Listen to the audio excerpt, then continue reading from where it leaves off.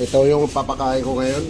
Imitation crab cake, isda, pollock, and broccoli,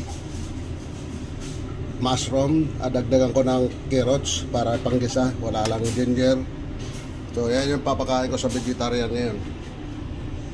So mamaya papakita ko sa inyo yung pagluluto ko. So ang mangyayari, itatoppings ko tong dalawa na to. Itatoppings ko to.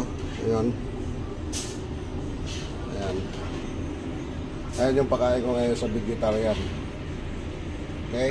So mamaya papakita ko sa inyo pag niluto ko na. Sana maalala ko ulit.